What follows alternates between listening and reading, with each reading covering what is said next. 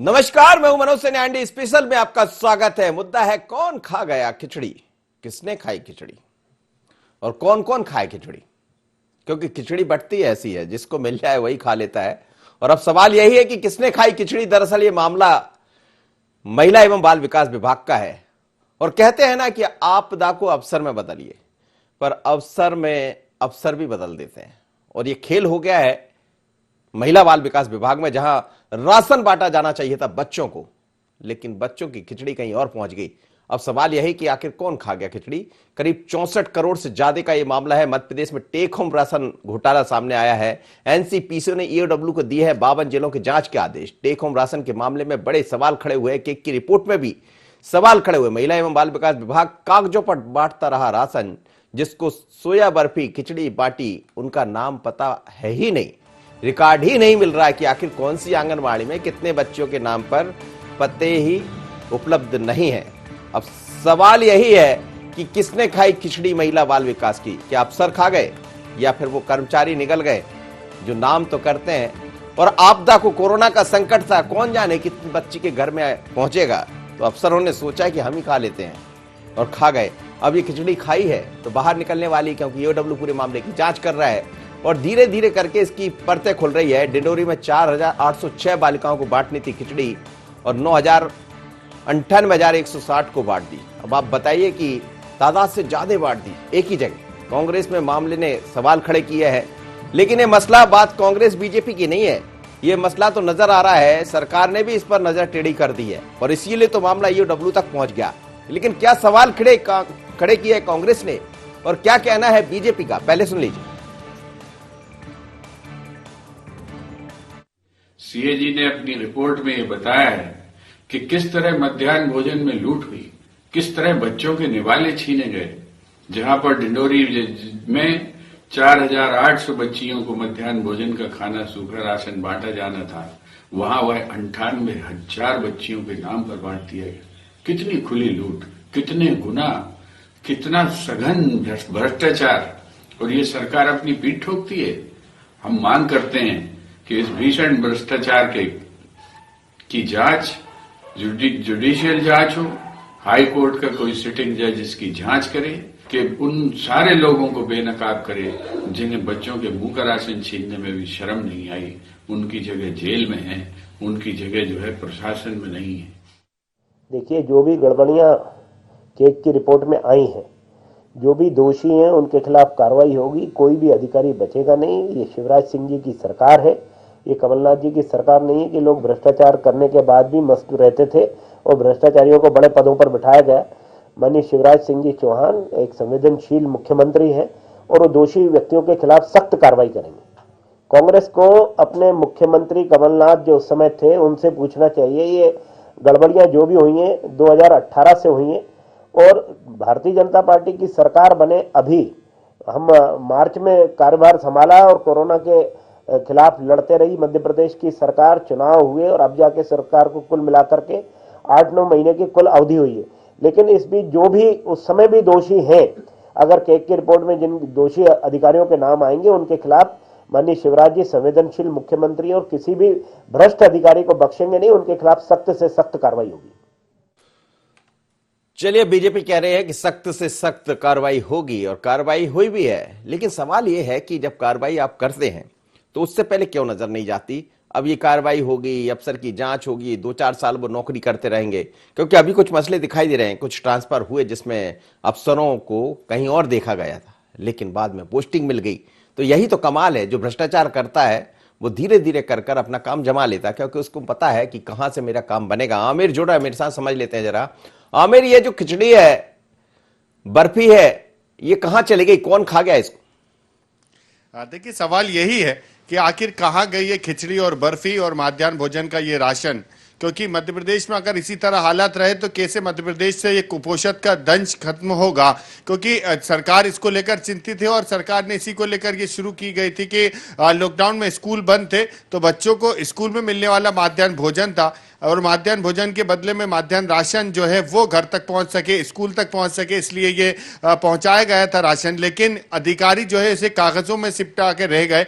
जिन हजारों की संख्या जिन बच्चों को पहुंचानी थी, लाखों में उन बच्चों को ये राशन बांट दिया गया वो भी सिर्फ कागजों में। और अगर ऐसे ही हालत रहेंगे तो सवाल यही उठता है कि मध्य प्रदेश से कुपोषण का जो दंश है वो कैसे खत्म होगा, और बच्चे सुपोषित भी अब सिर्फ पेपरों के माध्यम से हो गए। क्योंकि जिस तरह से माध्यम यह अभी राशन घोटाला मध्य प्रदेश में देखने को मिला, केग रिपोर्ट में इस बात को लेकर खुलासा हुआ, तो अब सवाल जरूर खड़े होने लगे हैं और राजनीति भी इसको लेकर गरमाने लगी है। इसको लेकर कांग्रेस सीधे तौर पर आरोप लगा रही है कि सरकार ये राशन खा गई, जबकि बीजेपी का कहना है ये शिवराज सरकार है, किसी को दोषी को बख्शा नहीं जाएगा। तर्क ये भी दिया जा रहा है कि उस वक्त कांग्रेस की सरकार थी, ये घोटाला कांग्रेस की सरकार में हुआ है। देखिए घोटाला किस भी सरकार में हुआ है, लेकिन ये जरूर है कि जो बच्चों को मिलने वाले मध्याह्न भोजन का राशन था वो अगर इस तरह से गायब होता है और इसमें भी अगर घोटाला होता है तो बच्चे किस तरह से कुपोषण से लड़ सकेंगे और किस तरह से मजबूत हो सकेंगे, सुपोषित कैसे बच्चों को किया जाएगा अगर अधिकारी कागजों में या राशन को बांट देंगे। हालांकि इस पूरे मामले में ईओडब्ल्यू भी जांच के आदेश दे चुकी है, सभी जिलों में आदेश दिए जा चुके हैं और आदेश जिस तरह से जांच आएगी 52 जिलों में तो उसके बाद एक बड़ी कार्रवाई मध्य प्रदेश में देखने को मिल सकती है, क्योंकि सरकार भी इस मामले को लेकर सख्त है और उनका यही कहना है कि किसी ईओडब्ल्यू के पास तो बहुत सारी जांचें पड़ी है आमिर, बहुत सारी जांचें ईओडब्ल्यू के पास है। कौन कौन से नाम गिना दे हम, अभी तक एक भी जांच ऐसी नहीं है जिसका खुलासा हो गया हो कि इस जांच में इतने लोग जिम्मेदार पाए गए। देखिए ये भी सच है कि ईओडब्ल्यू के पास भी जांच का अंबार लगा हुआ है, किन दोषियों को कब कार्रवाई मिलेगी इस पर भी अभी तक किसी तरह की कोई स्थिति स्पष्ट नहीं है। लेकिन ये जिस तरह से मामला निकलकर सामने आया, लॉकडाउन के समय में जिस तरह से राशन बंटना था, बच्चों तक पहुंचना था, सोया हो चाहे वो खिचड़ी हो चाहे वो बर्फी हो, बच्चों को किस तरह से कुपोषण से दूर रखा जाए, बच्चों को किस तरह से मजबूत बनाया जाए, इसको लेकर सरकार की तैयारी थी। लेकिन महिला एवं बाल विकास विभाग के अधिकारी अब तक जवाब नहीं दे सके कि कितने बच्चों को यह राशन बंटा है। उनके पास एक आंकड़ा तक नहीं है, वो संख्यात्मक आंकड़ा बताते हैं कि इतने हजार लोगों को बांट दिया, कहां किस सेंटर में किन क्षेत्र के बच्चों को, कहां के बच्चों को यह बंटा, इसकी भी जानकारी महिला एवं बाल विकास के पास नहीं है। और अगर इस तरह के हालात हैं तो बड़े चिंतित हैं, क्योंकि अगर अधिकारियों के पास में यह जानकारी ना हो तो बहुत मुश्किल हो सकता है। इसको लेकर भी बड़ी राजनीति मध्य प्रदेश में शुरू आप बने रहिए मेरे पास, चलिए राजनीति पर ही चर्चा कर लेते हैं। इस वक्त मेरे साथ गोविंद मालू जी जुड़ रहे हैं, भारतीय जनता पार्टी के वरिष्ठ नेता है, अजीत सिंह भदौरिया है कांग्रेस के प्रवक्ता, योगीराज योगेश जी है वरिष्ठ पत्रकार, तीनों मेहमान रहेंगे। सबसे पहले गोविंद मालू जी, क्या आपदा को अवसर में बदलने की बात आप लोग खूब कर रहे हैं, लेकिन अफसर भी नहीं मान रहे हैं, अफसर भी अफसर को आपदा में बदल रहे हैं। अफसरों पर जो ब्यूरोक्रेसी है उस पर लगाम लगाना सरकार का काम है, सरकार बखूबी कर रही है। क्योंकि ये तंत्र जो बिगड़ा हुआ कांग्रेस के जमाने में 60-70 साल का है, वो उसकी जो सड़ी हुई जड़ों को उखाड़ फेंकने का काम भारतीय जनता पार्टी की सरकार लगातार कर रही है। और इसलिए कोई भी अवसर, और इसीलिए ये डीबीटी जो ट्रांसफर हुआ, डायरेक्ट बेनिफिट ट्रांसफर, और ये सब जो योजनाएं लगाई, ये लीकेजेस बंद करने के लिए लगाई है। उसके बाद यदि कोई गड़बड़ होती है तो उस पर सरकार पूरी निगाह रखे हुए सतर्कता से और उस पर कार्रवाई होती है और उनको दंडित भी किया जाता है और वसूली भी की जाती है। आवाज कट रही है अंदर। करीब 52 जिलों में खिचड़ी बांटा जाना चाहिए था, उसमें बिस्किट भी थे, खिचड़ी भी थी और बर्फी थी, लेकिन जितनी तादाद है उससे कहीं ज्यादा बढ़ गई वो एक ही जिले में, बाकी जिले रह गए। देखिए जांच होगी, सब सामने आएगा और उस पर कार्रवाई होगी।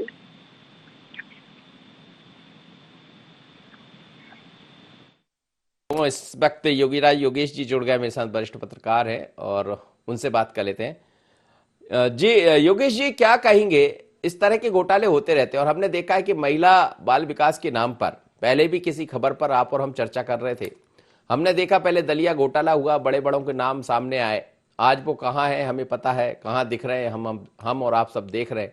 अब ये नया मामला है, आपदा में अफसर को बदलने की बात हो रही थी, अफसर ने आपदा को अफसर में बदल दिया। हाँ बिल्कुल सही बात है, आपदा में नोट कमाने के अवसर ढूंढ लिए गए। आप ये देखिए कि ये जो मामले होते हैं, ये मामले इतने सेंसिटिव मामले होते हैं कि सरकार लोगों को, ऐसी महिलाओं को, ऐसी बच्चियों को जो स्कूल छोड़ चुकी हैं, जो शाला त्याग की बच्ची हैं, जो शाला में नहीं आ पाती, तो उनके लिए टेक होम राशन की व्यवस्था की थी। सरकार का बहुत अच्छा स्टेप था ये कि आप घर घर जाके आप राशन बांटें। लेकिन आपको ये पता ही नहीं कि किसको राशन बांटना और किसको राशन नहीं बांटना है, कितने लोग हैं जिनको राशन बांटना चाहिए, कितने आपके पास आंकड़े हैं, उस आंकड़ों का भी कोई अभी तक खुलासा नहीं हुआ।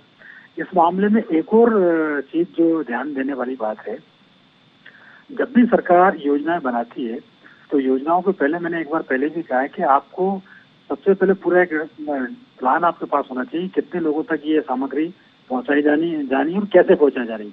इस मामले में दो बड़े इंटरेस्टिंग चीजें सामने आ रही हैं। इसको, ये मामला केवल एक महिला बाल विकास का मामला नहीं है, स्कूल शिक्षा विभाग प्लस महिला बाल विकास विभाग को मिलकर ये करना चाहिए था। और आप ये देखोगे, शाला त्यागी बच्चों को टेक होम राशन बढ़ना था। स्कूल शिक्षा विभाग से जब शाला त्यागी बच्चों की जानकारी मांगी गई तो उसमें कुल 8,500 बच्चियां शाला त्यागी मानी गई और गाय मिली कि इतनी बच्चियां शाला त्यागी, मतलब 8,500। और वही जब महिला बाल विकास विभाग से जानकारी मांगी गई, उन्होंने कहा कि 2.25 लाख बच्चियां शाला त्यागी। तो जो राशन बटा है वो 2.25 लाख बच्चियों में बढ़ गया हो।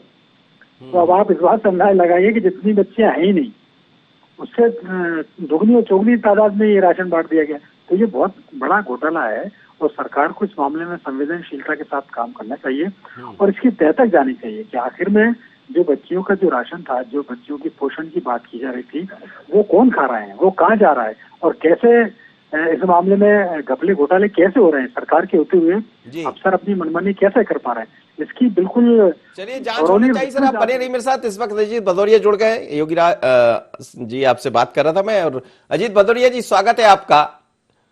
टेक होम राशन के मामले को लेकर बवाल मचा हुआ है। कैग ने भी कहा कि ये बड़ा घोटाला है और अब ईओडब्ल्यू इस पूरे मामले की जांच करेगा। कांग्रेस भी इस मुद्दे को उठा रही, लेकिन सवाल यह है कि महिला बाल विकास में हमेशा ऐसा ही होता है। देखिए, सवाल ये है कि मनोज जी, पिछले 15 साल की सरकार रही है, शिवराज सिंह जी मुख्यमंत्री हैं इस प्रदेश के, तब से ये परसेप्शन आ गया, घोटाले पे घोटाला, घोटाले पे घोटाला। 15 महीने में कितनी शांति थी इस प्रदेश में, सिर्फ और सिर्फ विकास की बात होती थी। परंतु इन्हें वोटों से चुनी हुई सरकार को नोटों से गिराया है, खरीदा है। ये आप अपना ठीक करिएगा थोड़ा, जहां भी आप खड़े हैं या जहां भी हैं थोड़ा नजदीक लाइए अपने मोबाइल को। जी हाँ जी, अब आपकी आवाज ठीक आ रही है मुझे। जी बोलिए। आवाज तो आना चाहिए विपक्ष की। तो अरे मैं आवाज यही तो कह रहा हूँ कि आवाज बुलंद कीजिए, अपने मोबाइल को नजदीक लाइए आप। जी कहिए, आप बोलिए। पार्टी के नेटवर्क कर दें, परंतु भ्रष्टाचार जहाँ तक है, शिवराज भी सिंह देख जी लिया कि विपक्ष की आवाज है ये।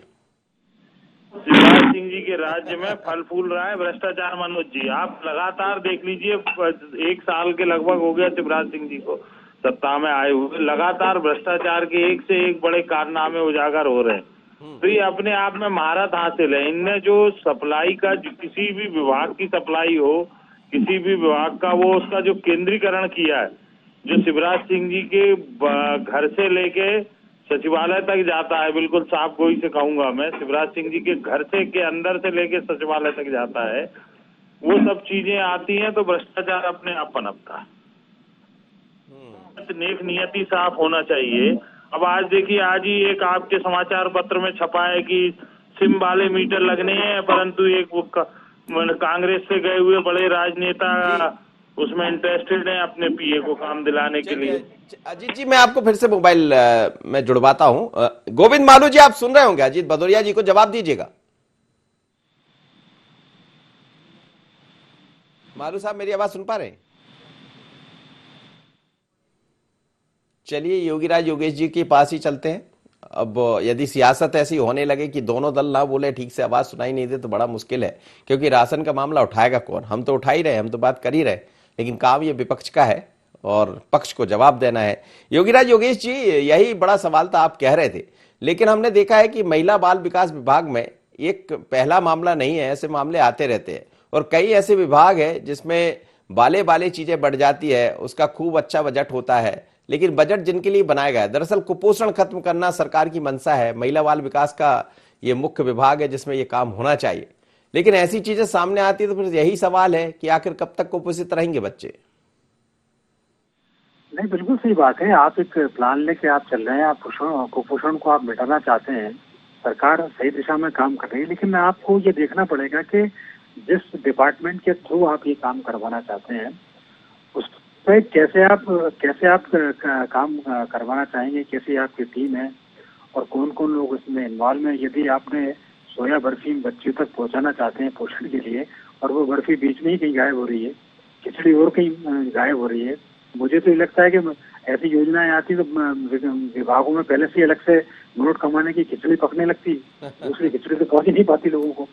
तो ये जो कुपोषण दूर करने की जो पूरी की पूरी कवायद है उस पर ये पलीसा लगा देते हैं और इसमें अधिकांश मामले विभागीय अफसर के थ्रू होते हैं।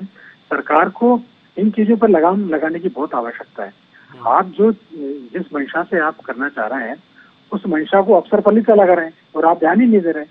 और EOW और नेशनल जो राष्ट्रीय बाल संरक्षण आयोग उसको ये सब कदम उठाने पड़ रहे हैं। तो ये जो जिसके थ्रू आप ये व्यवस्था करवाना चाहते हैं, आपको उन विभागों को कसना पड़ेगा, उन अफसरों को कसना पड़ेगा, उन अफसरों की मॉनिटरिंग करना पड़ेगी। भैया आखिर ये इतना सारा ये जो हम बच्चियों के लिए, महिलाओं के लिए ये पोषण आहार पहुंचा रहे हैं वो क्यों नहीं पहुंच पा रहा है। और ये नहीं पहुंचेगा तो ये तो सरकार की छवि पे आग लगेगा। और केवल EOW पे जांच देने से कुछ नहीं होगा साहब। जब तक कि 2-4 अफसर अंदर नहीं होंगे, जब तक कि 2-4 अफसर पर कार्रवाई नहीं होगी, तब तक ये घोटाले चलते रहेंगे। EOW का मामला तो आपको पता ही है, EOW के पास पता नहीं कितनी जांचें चल रही है, लेकिन अभी तक कोई ऐसा वो नहीं मिलता है किसी कोई अधिकारी अंदर चले गया हो उसमें।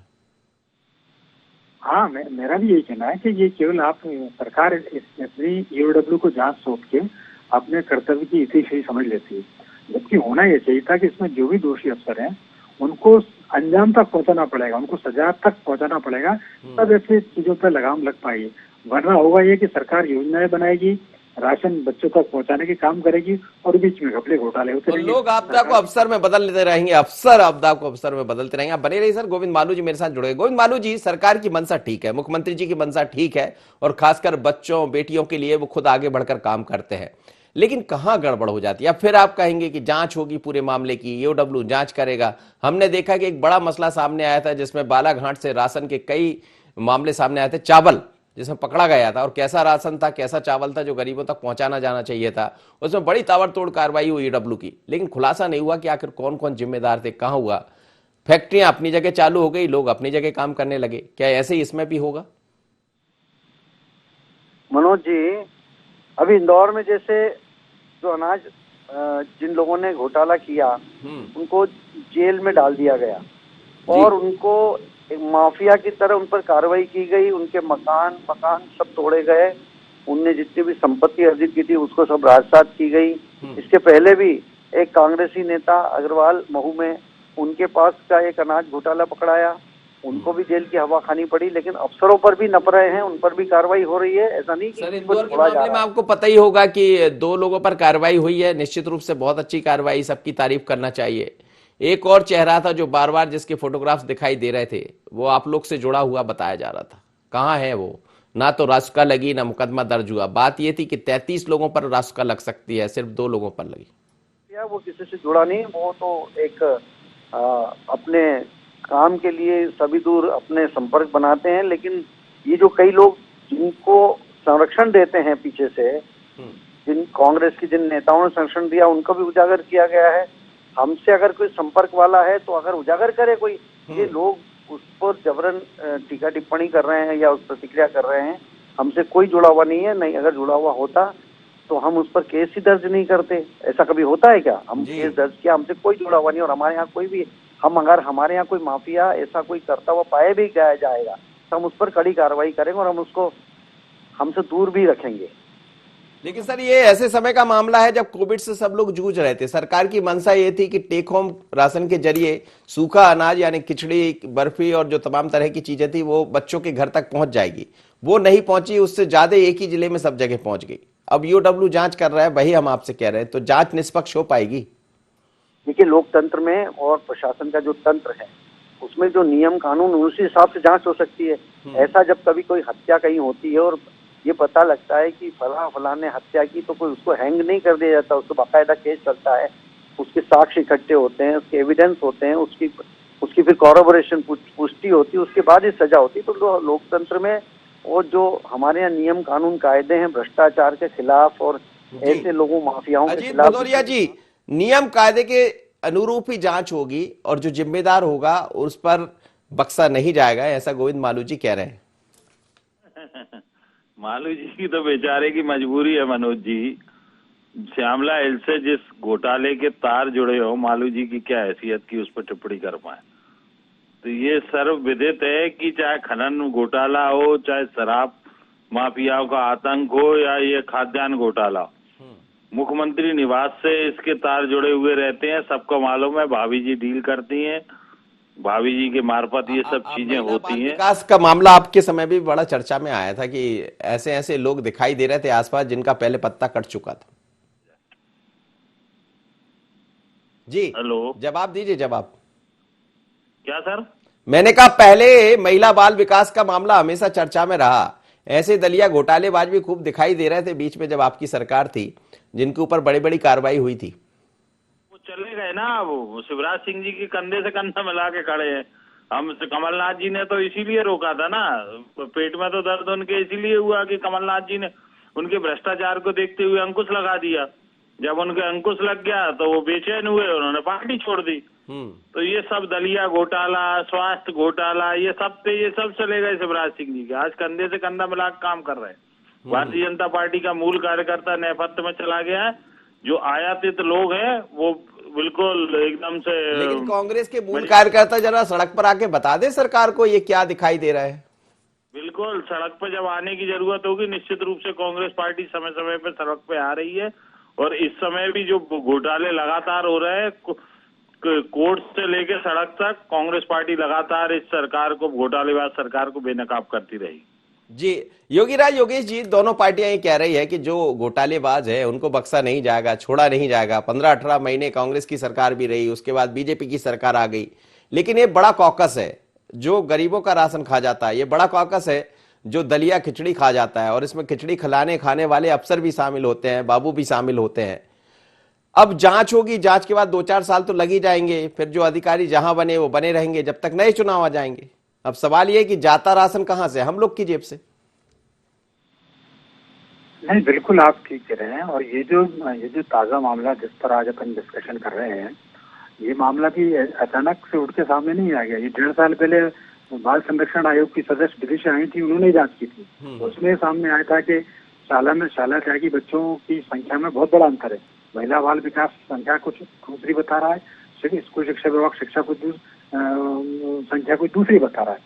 तो 1.5 साल से आज यहाँ तक आने में 1.5 साल लग गया। ईओडब्ल्यू तक जांच पहुंचने में इस मामले में 1.5 साल लग गया। अब ईओडब्ल्यू कब इसकी जांच करेगा, कब से दोषियों पर कार्रवाई होगी, ये अभी सभी नहीं कह सकते कि कितने अफसरों पर कार्रवाई होगी और कितने दिनों में कार्रवाई होगी। चलिए मामले में चलिए सर, बहुत बहुत धन्यवाद आप सभी का। आप कुछ कह रहे थे, अपना तथ्य रख दीजिए। एक 30 सेकंड में आप अपनी बात करिए। कह रहा था कि मालू जी ने कहा कि ये एक बहुत अच्छी बात थी कि ये माफिया के घर तोड़े गए। इंदौर में जो राशन वालों पे जो कार्रवाई की गई, ऐसी ही कार्रवाई जनता चाहती है और ऐसी ही कार्रवाई जब होगी तब ये कॉकस टूट पाएगा। बिल्कुल आपने ठीक कहा सर, आप धन्यवाद आपका। और ऐसा ही कॉकस पर यदि आपको हमला बोलना है, आप सभी मेहमानों को धन्यवाद, मेरे साथ जुड़े।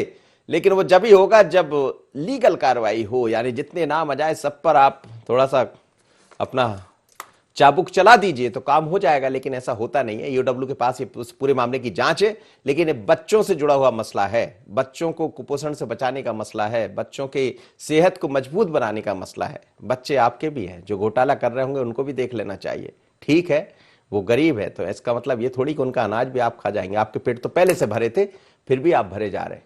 किसने खाई खिचड़ी?